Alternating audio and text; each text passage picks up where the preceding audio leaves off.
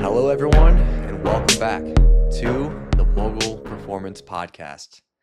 This is where we help leaders build clarity, build consistency, build connection and culture where they are proud to lead, whether that is in a team, whether that is within their organization, whether you're an entrepreneur, whether you're an entrepreneur, whether you're a business owner. This podcast is here to help you grow. But before we jump in, just a quick reminder, if you are ready to take your leadership to the next level, visit mogulperformance.com and you can go ahead and explore our coaching packages and leadership development opportunities. Whether you are navigating high pressure transitions or you just want to be a better leader, sharpen your edges a little bit, we are here to help. All right, so I want to get into it today. And I want to focus on something that I've been reflecting on, for a while. And that is that your circle is your ceiling. And this is going to affect your professional and personal life. So why does your inner circle matter? When you think back to, let's say, when you were a teenager, to compared where you are now as a professional adult, what did your circle look like? Is your circle the same? Are they different? If they are different, why are they different? If they are the same, why are they the same? This circle of individuals that you surround yourself with, as they say, the 5 people that you surround yourself with are going to predict what you are like, is absolutely true. You are the average. You're going to be the average of those people. So you need to choose wisely. Who are you going to keep around? Looking back, I wouldn't be the person who I am today if it wasn't for changing the people who I was hanging around. And the really good thing about looking back and reflecting on my military experience is when you do move, you get a brand new opportunity. You get a whole new chance to start all over again. All new friends. Some people find that scary, but not moguls. Nope. They see it as that opportunity to start over, start fresh, start something new. Not that last place that you were living in or the last relationships that you had or have had were bad, but there's something to learn from there. You start to become more picky and more choosy about who you want to keep yourself surrounded with, because that is ultimately going to affect you. So let's unpack this a little bit. This whole your inner circle matters. You hear people saying it all the time. This isn't motivational BS, okay? This is actual neuroscience. Our brains, they adapt to the environment that we are surrounded with. So when you're surrounded by average, guess what? You're going to be average. You're going to be just like everyone else. But when you are surrounded by people who are getting after it, who are resilient, who are focused, and are relentless about growth, and they don't want to stop, they won't quit, and they are just straight savages, you adapt and you move upward and you want to be like them. Maybe there's some healthy competition that's going on, but that rubs off on you and the other person, because everyone in your circle should challenge you and you should also be challenging them. It's not just a take relationship. It is more give than take, because what you are learning from your friends and the individuals that you work with and the people that you surround yourself with, those are the ones who are ultimately going to drive your success. The people around you, they're going to influence how you think, how you act, and how you lead. If you're not intentional about your corner, you're going to be leaving your growth to chance.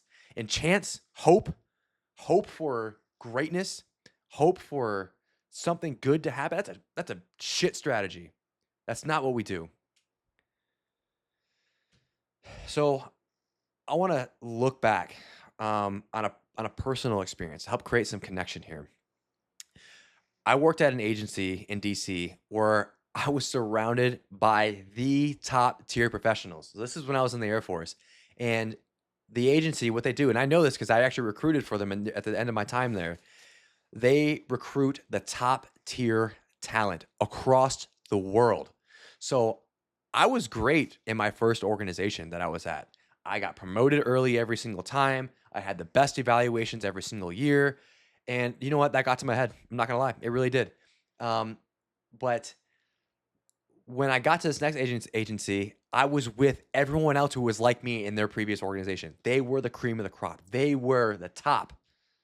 They were the best. And now I was going against the best and the best of the world. My first year there, I got an average review. And man, I was pissed. I was pretty mad about that one.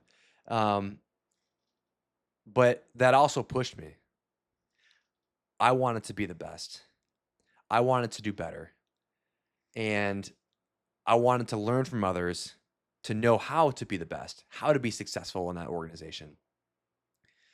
The following year, I had my next assessment, top 5% of the entire organization. Now, I don't say that to brag, but that's what pushed me. If I was still in my previous organization, I wouldn't have pushed myself as hard as what I did in that organization.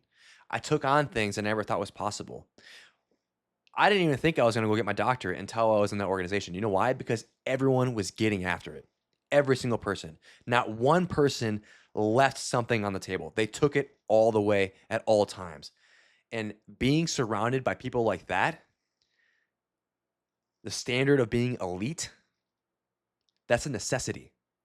Now, in business, especially when you go from being a solopreneur or to an entrepreneur, a business owner, where you have a team, or you go from being an individual contributor to now you're leading a team of 2, 3, 4, 5, 20, 25, whatever that looks like in your company, in your business, it is easy.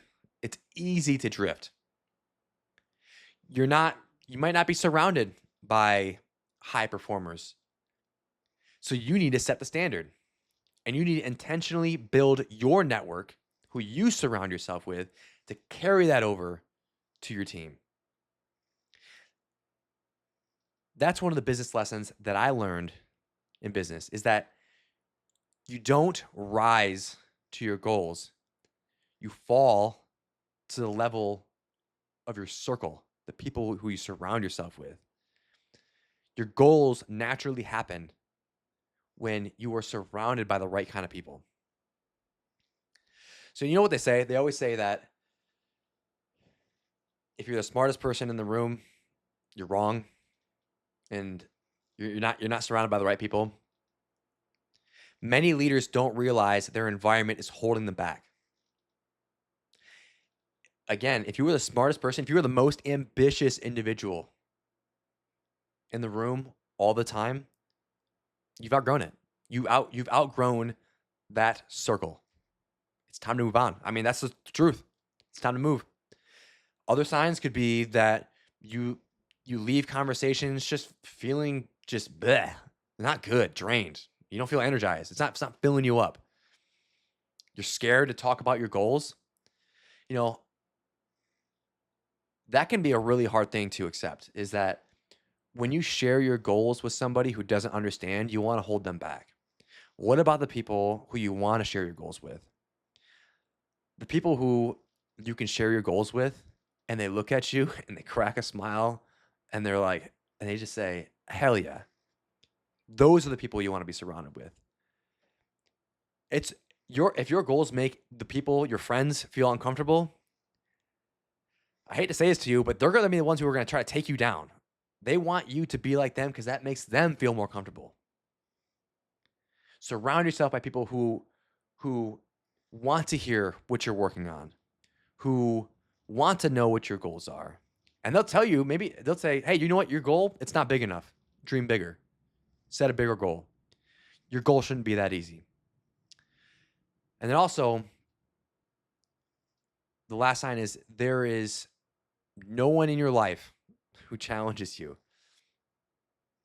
Look, if you don't have anyone who challenges you, I mean, reach out to me. I will make sure that I challenge you. I won't charge anything. Just reach out, because we as human beings we need purpose. And when we're not challenged, I believe personally that when we're not challenged, challenge leads to being depressed. And by facing hardships and facing challenge, that is what ultimately makes us feel fulfilled, feel confident, and feel like that we can overcome anything. Now, what do we need to do to build the circle that elevates us? Start with yourself. Be the kind of person you want to attract. If you want to be accountable, disciplined, and have positive energy, it's not just going to happen out of anywhere, right? And if those of you who are looking for that significant other, this same concept applies. You need to be the person that you want to attract. If you are not chasing goals and you are just being average, coasting through, watching Netflix at the end of the day, spending your weekends not doing anything productive, I mean, that's what everyone else does. So, I mean, what do you expect? But if you are the accountable person, you are disciplined, you set a routine, whether you like routines or not, especially those who don't like routines. Talking to myself here. And positive energy. Do you let that negative mind, that self-talk take over? Or do you shift and recognize, you know what, this isn't healthy for me. I control my reactions. And you bring positive energy to the table. The next one is to find your rooms. Join professional groups. Doesn't matter what that is. It could be a run club. It doesn't matter. Or a mastermind, a leadership forum. There's so many options that are online. There's so many groups on all different kinds of social media pages. It's so easy to be involved with a group of people who are willing to work hard and take the next step. So find a mastermind, just join a group. Join a group where you are not the smartest person. I'll tell you what, I have gone to a jiu-jitsu class before. And I'll tell you what, being a semi-muscular guy and joining a jiu-jitsu class, that takes someone to be humble and understand that it is not about being the strongest person in the room. It is about having the most technique. And I do not have technique. And I was put in a chokehold many times. But that's good, because I'm surrounding myself by other people who are better than me. And that's what we need to constantly see in our lives. The third, get uncomfortable. If you always feel like you are the expert, you are the go-to person, you are in the wrong spot. Growth comes from being challenged. That sense of feeling of, why does everything always feel so hard? Good, you're in the right spot. But if things are seeming easy, kind of boring, it's time to shift gears a little bit. And then the fourth one, ask better questions. So do this with your friends, your peers, your mentors, and ask, what's something that I am not seeing that could be holding me back? You can even take this question and you can put it into a form and make that form anonymous. There is Google Forms, Microsoft Forms. Google Forms is free to everybody, and you can send that out and it can be sent anonymously. And you can send all different kinds of questions to get feedback on how you can be doing better. If that feedback comes back from your friends saying, nope, you're doing everything great, I think you know the answer to that one. You're not around the right kind of people. And that's how you make your circle stronger. That's how you make your circle a superpower. So as we wrap up here, let's reflect and talk about what's next. Here's what I want you to do. I want you to audit your 5. Take a look around. Who are your top 5 people who influence you every day, every week? What are they doing to serve you? And even ask yourself, what are you doing to serve them? What's one community or circle that you could step into. So again, think about that. What group? What could you join? Pilates class, right? Um, a uh, a Toastmasters group, doesn't matter. Just a group of people that's going to help you develop as an individual. And then lastly, what's one behavior you could shift to raise your standard? What's holding you back? You know what it is. If you don't know, sit back for a minute and think about it. What is holding me back? What could I be doing better? What is it that is making achieving my goals that much harder?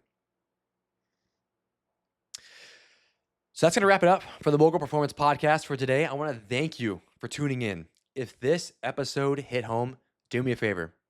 Share it with someone. Share it with someone you respect.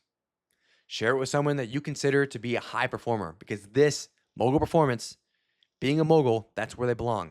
Let's all raise the standard together. We'll raise the bar. And if you want to go deeper, check out our coaching packages. And also team development opportunities at mogulperformance.com. We also got blogs on there and other podcasts that you can check out. And remember, your circle is your ceiling. You need to choose wisely. Till next time, keep leading up. Don't forget, be a mogul.